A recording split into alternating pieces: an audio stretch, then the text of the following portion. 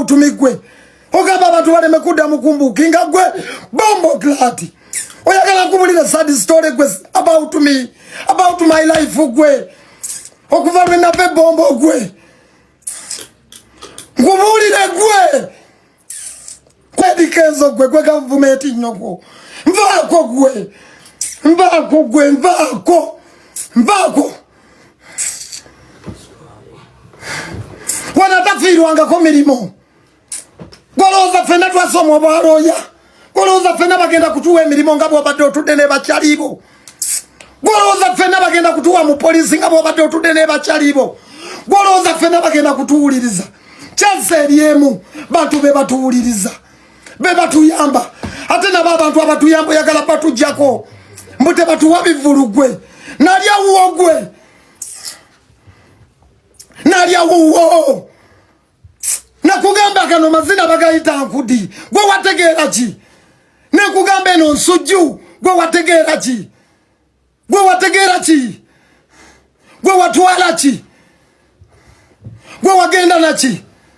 Gwe fulambo olimi Oluganda. Olimi Oluganda. Ebiruma Buganda bwe biba woyogera. Ebya graffiti omutujju ne liri puzzle byononese polisi ebasazeeko akatambike ngendo kuberanga nkuwa abuterevu nkusabo subscribing nawe atandaba kulaikinga beranga olaikinga video eno buterevu nayimbe kudine kugamba mazina bagayita nkudi gwe kiche wategeera nayimbe kudine kugamba mazina gwe kiche wategeera Gwochi nyinyonyole leto olulimi Oluganda jaya katabo ko olulimi Oluganda jaya katabo ko olulimi Oluganda gwe Kikonyogo bujeyo obutamu bwo olulimi Oluganda mulumanyi wano twabusomanga mu secondary akogere ekigambo enkudi we kiri ojeya amakulu gaakyo olulimi lwempulira kasitamba nga ndi Muganda tebiri mumbo oleta be makerere kutaputa bitabo kubandu manyi Teruli muti oleta be makerere ba professor kutakula bitabo. Oli otya ndi bulungi bwe tuddamu. Oli otya joli eradde mamu nyoge mirembe. Mbimanyi. Tabiri mumbu waise ba professor makerere. Ne batakula obwongo. Mbu wabalese ba professor be makerere mbu walese polisi. Ize. Singa. Gwabadde gusinga nga nkimanyi. Singa siri wano ku live. Nayimba nkudi. Gendo lete kitegeeza gwe onzijonkera nayimba nkudi nenyimba mutu eraza singa yimba ko luyimba lugamba anti government sensitizing abantu bagende boche bipira kukubo oloza mu Uganda yonna ezenyimba goziraba oloza abakulu tebaliyo kubanga waliwo free economy kyebayite dembe ye muntu okola kyayagala kasita kibanga tekirinyirira balala obwedda mwe palawuda olulimi Oluganda Buganda Wano Buganda bwe bairi nebizibu ebijiruma ngate muvaayo. Etima lya mweri bajudde. Mulaba Katonda omuntu gwayambirira n'ekisa ky'abantu mumuteeka kembeera. Mbwe olulimi Oluganda. Mirundi emeka wano ensonga za Buganda nga muvaayo musirika. Nga ne Ssaabasajja mutuuka okumulengeza ne mukola mbuka tuuni mmwe. Ya Buganda tulwanirira olulimi Oluganda. Ebiruma Buganda ngate muvaayo. Musirika. Muvaayo kati. Mugenza okulaba nga ffe kiso kya mbuzi. Bwe muba mugamba abayimbe ennyimba mweze mulowooza ngeziwe mulazi sirimu nayimba nkudi mugende mukwata abawala abayimbi mwe gwe fiina gwe mugende mukwata abantu abambala obubi bwe mba mugamba mujjonkera abantu mukolenga ensenda endala zikata buli muntu atambula yambadde sharia togenda gamba abaana b'abantu gwe mbu bayimbe ennyimba eziwe mulagwe igwe ng'abantu bategeka emisomo gy'abakulu wano ne bawemula kyere nze walionda byeke budonga nyimba ku St. Mary's oba ku St. Lawrence nyimbira abantu bange bakulu ngenda kiro era nyimbira abantu bange abakulu abakuze myaka ekiro benyimbira sinayimba ko misana wandabyeko ku kivulu kya Fresh Kid benyimbira bebange ye audience yange walionda byeko nga nyimba ku Creamwiru kindergarten walionda byeko Makago nganzi abana bomba terideke ekizindalo ng'ekyabalokole walionda byeko lwaki tondeka omanyi jemba lwaki tondeka gwe bwoba tobye nyimba tebikusanyusa genda otekeko it's a free country it's a free economy fundamental right n'amaaso gange kati abiri nakirabako nga Gravity Omutujju yagala ebivulu bya gavumenti kuba yalina vibe kye bayita Dembe gavumenti yaleeta. Oyo nno ye mukulu Lily Pazzo kansubire ebigambo bye mu byewuliriddeko ekyamazima avuddemu omwasi. Jjukira olunaku olw'eggulo babadde bayitiddwa ku UNCC okubeera nga Mwanatu beewozaako ku kigambibwa nti bayimba ennyimba ez'obuwemu. Bano nno tebaalabiseeko era bwe batyo ne babateekako obukwakkulizo nga tebalina bwe bateekeddwa kubeera nga bapafominga n'ennyimba zaabwe tezirina bwe ziteekeddwa kubeera nga zizannyibwa. Batadde ne obukwakkulizo kuba promoter bagenda babookinga mu season eno gye mumanyi nti abayimbi be bakyasinza okubeera nga babookingibwa ne bagamba promoter yenna anaababookinga ekivvulu poliisi tejja kiwa clearance ekitegeeza tekijja kubeerayo. So embeera bwetyo bweyimiridde n'omwana mulenzi Gravity Omutujju naye avuddemu omwasi ke katambi kengenda okubeera nga nkuzanyira nkusaba likinga subscribinga nawe atannaba. Yaman owekitiibwa Katikkiro wa Buganda Charles Peter Mayiga zebampita Gravity Omutujju bampita Wabuyu Gerson nze gwobadde oyogerako emisana era ng'opiininga nti nno nyimba ez'obuwemu eyo ndowooza owekitiibwa Katikkiro njawo kutangazaamu nti nze siwemulangako era siriwemula. Nze nkola music wange neteekamu art nga artist yenna kuba omulimu gwange kubeera artistic.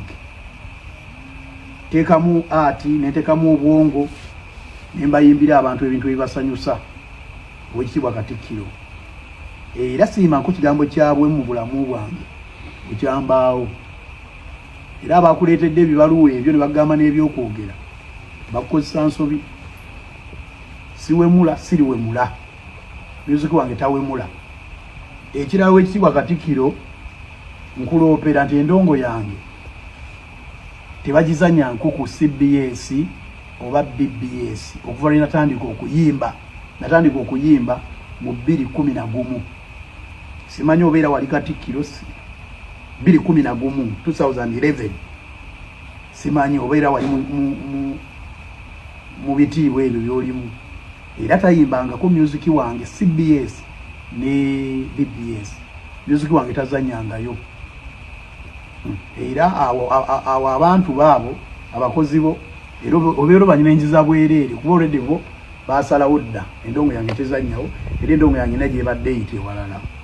Ekirala owekitiibwa Katikkiro waffe Charles Peter Mayiga nze nsuubira ne mu ndowooza yange ne mu ntegeera yange ti mu Buganda ne Uganda ne mu nsi yonna in fact mulimu ebintu bingi ebiruma Abannayuganda ne Buganda okusinga ennyimba za Gravity Omutujju. Nze nsuubira abantu bakwetaaga nnyo ng'oyogera ku biruma ku bantu, n'oyogera ku bantu abattibwa, n'oyogera ku mataka g'abantu agabbibwa, waleeta ekyapa mu ngalo ebyapa basiba babicukula ebabibba abanaku bwe babanyigiriza ku mataka gaabwe. Nze nsuubira waliwo ensonga ez'amaanyi owekitiibwa z'osobola okwogerako oba okulwanisa mufo ky'okulwanisa Gravity Omutujju owekitiibwa Peter Mayiga. Ensonga nno bwe zityo bwe zikyayimiridde sayidi zeeyo mukulu Gravity Omutujju kansubire mu bigambo bye omwewuliriddeko. Gravity ebigambo bye kansubire obyewuliriddeko ne Lily Pazzo bano ennyimba zaabwe we zaawereddwa. Ennyimba zaabwe omuli enkudi omuli olupya olwa Gravity omuli okwepiica zonna ennyimba ezo ze ziri mu kubeera nga zoogerwako mu ssaga eno. Kakati omukulu Gravity mu bigambo bye kansubire omwewuliriddeko butereevu. Jjukira olunaku olw'eggulo Katikkiro Charles Peter Mayiga yavuddeyo n'ategeeza nti ennyimba z'abasajja zino azoonoonye nnyo olulimi Oluganda mu ngeri y'okubeera nti balukozesa okuba nga bayimba ennyimba ez'obuwemu. Era n'ategeeza nti ye tayagala kubeera nga Mwanatu aziwulirako ku radio eza Buganda nga muno mwe muli CBS mwe muli ne TV BBS Telefina. N'agamba tayagala kulabako mukozi yenna azanya nnyimba eza Gravity oba eza Lily Pazzo. Otherwise singa omukozi yenna agenda n'azizanya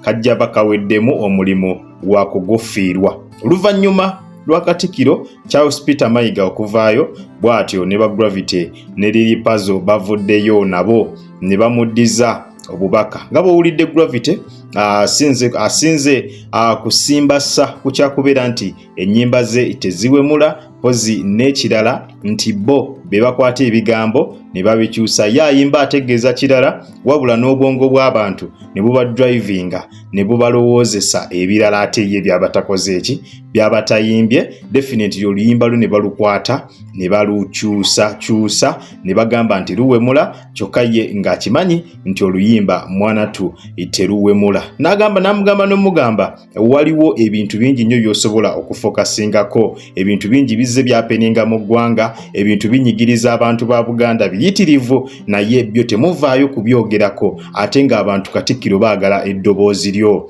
abantu Katikkiro baagala eddoboozi mu nsonga ezimu ng'eddoboozi livudde mu Buganda nga likonda eminga ebintu ebituuka ku bantu ennaku zino naye byo temuvaayo akubyogerako naye ate yenkudi n'oluyimba olupya olw'omunyongo zo muzanguyidde okubeera nga muzoogerako kiki ddala kye mubala Gravity omutujju bw'atyo ye bw'ategeezezza n'ategeeza nti boogere ku bintu ebifa ku bannayuganda bawambibwa babatwala mbwe mwanyi yaabwe baagikwatamu Obuganda ne bukola ki Obuganda ne busirika busirisi bingi nnyo byayogedde amataka abantu babasenda ku mataka gaabwe ate ng'amataka ago gaabwe akabaka naye ne batabaako kye boogera ne batanyega nti then lwaki bavaayo mu bintu ebitalina makulu ng'enkudi ne babyogerako ate ebirina amakulu ne babibuusa amaaso ne batabyekola ki ne batabyogerako y'ensonga ya Gravity njagala nawe ogende mu comment section tubeere nga mwana tuteeseganya olowooza mu kino ani musobya Gravity omutujju ne Lily Puzzle ennyimba ez'okuwemula ekyamazima baziveeko mu muziko ye omanyi waliwo okutandika okugamba mbu baziveeko naye nga mu abantu mukyabyagala ebiyimba bye bayimba bwe bityo nga bikyabanyumirira nga mwagala bongere nga babiyimba genda mu comment section tubeere nga mwana tukubaganya ebirowoozo ku nsonga eyo naye nga zo ensonga zikyakwatidde ddala wansi ne waggulu abasajja abo olunaku olw'eggulo babayise ne ku UNCC naye tebalabiseeko wadde yadde n'omulundi n'ogumu nga bo bali bategeeza nti lwaki tebasoose kuyita mu mukama waabwe Eddie Kenzo jjukira Eddie Kenzo ye pulezidenti waabwe bo nga abayimbi nga bagamba zino ensonga bandisoose ziyisa mwani mu Eddie Kenzo awo ne ziryoka zituuka ku bo ate ne balyoka balaba nga meeting eyo bagigendamu n'ekirala kye basinze okusimbako essira kyekyokubeera nti Fina Masanyalaze yabakola ki yabayita nga bagamba Fina Masanyalaze akola ngaani Fina Masanyalaze muyimbi mbu yagwa kati bw'aba yagwa lwaki aba atuyita ekitegeeza atuwulirako ekinugu olw'ensonga tukuba yiiti ate yamaze emyaka mingi nga takyakuba yiiti ekitegeeza nugu yemukozesa bino byonna kwegamba embeera yo bwetyo bweri bo baaganya okgenda nga bagamba Fina Masanyalaze talina lukisa lubayita genda mu comment section butereevu atukubaganye ebirowoozo gw'ensonga eyo girowoozaako ki